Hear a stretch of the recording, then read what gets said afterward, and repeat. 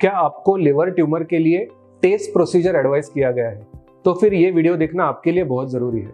आज हम जानेंगे टेस्ट प्रोसीजर के बारे में। चलिए जानते हैं। Hi, I am doctor Aditya Kulkarni. मैं एक गैस्ट्रो एंड कैंसर स्पेशलिस्ट हूँ। ओएसएस क्लिनिक पुणे में प्रैक्टिस करता हूँ।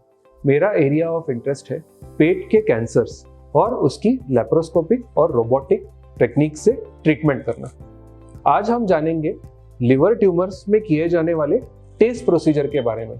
ये टेस्ट प्रोसीजर होता क्या है, ये कब किया जाता है, कैसे किया जाता है, इसके बेनिफिट्स और रिस्क्स, और ये होने के बाद आप आगे ट्रीटमेंट में क्या एक्सपेक्ट कर सकते हैं। तो सबसे पहले जानते हैं कि टेस्ट का फुल फॉर्म क्या होता है। TACE stands for trans arterial chemo embolization. इसका मतलब क्या है? ट्रांस आर्टेरियल यानी कि आर्टरी के थ्रू इसे दिया जाता है। ये ट्रीटमेंट आर्टरीज के थ्रू दी जाती है। कीमो एम्बोलाइजेशन यानी कि it involves the injection of some particular agents into the artery. अब ये कौन से एजेंट्स हैं और ये वर्क कैसे करता है, ये हम जानेंगे। सबसे पहले ये जानना जरूरी है कि liver is a unique organ. क्यों?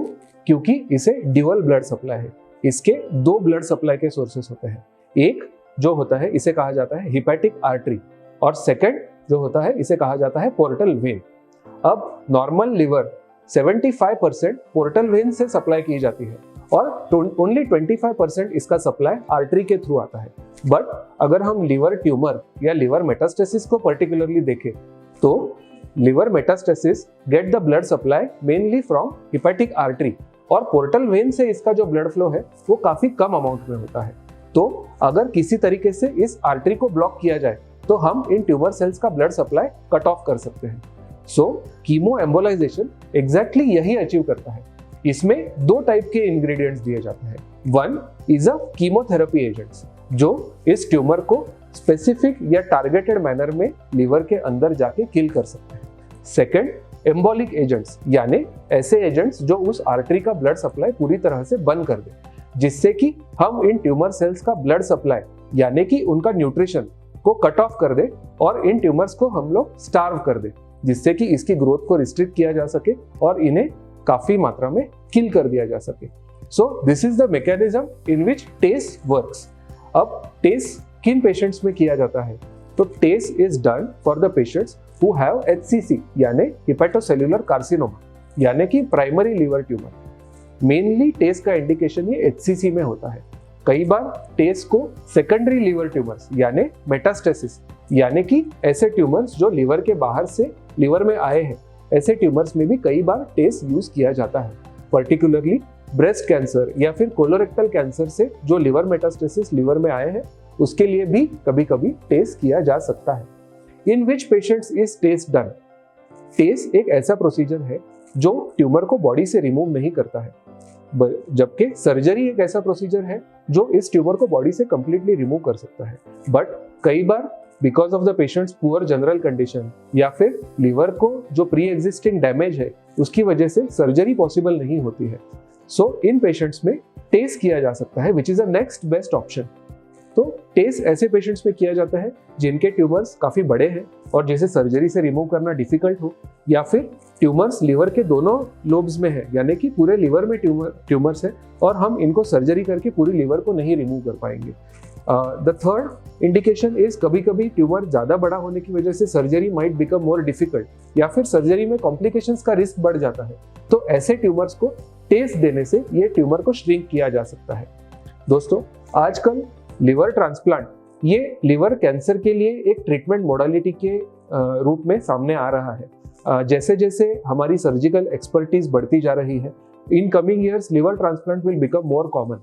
बट अनफॉर्चुनेटली कई बार ऐसे ट्यूमर्स होते हैं जो लिवर ट्रांसप्लांट के क्राइटेरिया के आगे चले गए होते हैं, जिसमें हम लिवर को ट्रांसप्लांट नहीं कर पाएंगे। बट ऐसे ट्यूमर्स को टेस्ट देने से हम श्रिंक कर सकते हैं, और श्रिंक होने के बाद इन पेशेंट्स को लिवर ट्रांसप्लांट के लिए कंसिडर भी किया जा सकता है।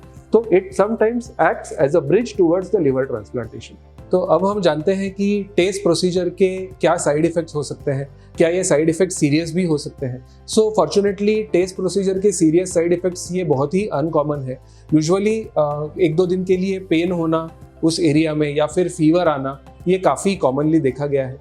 सेकंड, जहाँ से ये नीडल को पंक्चर किया जाता है, जो ग्रॉइन में ब्लड वेसल्स है, वहाँ पे कुछ स्वेलिंग या फिर कुछ ब्लड अक्यूमुलेट हो सकता है, जिसे हम हीमाटोमा कहते हैं। यूजुअली इसके लिए कोई पर्टिकुलर ट्रीटमेंट की ज़रूरत नहीं पड़ती है।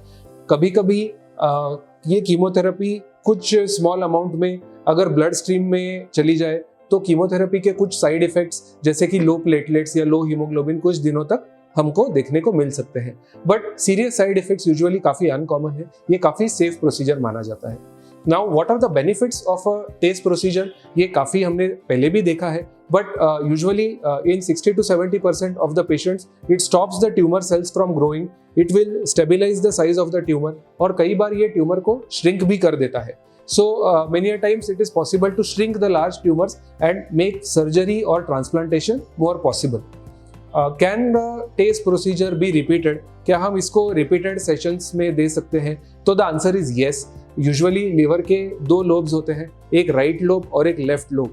तो अगर दोनों lobes में ट्यूमर है तो हम staged manner में एक बार राइट लोब में और दूसरे कुछ दिनों के बाद या कुछ हफ्तों के बाद लेफ्ट लोब में टेस्ट प्रोसीजर ये रिपीट कर सकते हैं, and it can be repeated later on as required also. So this is one more advantage जो टेस्ट का है।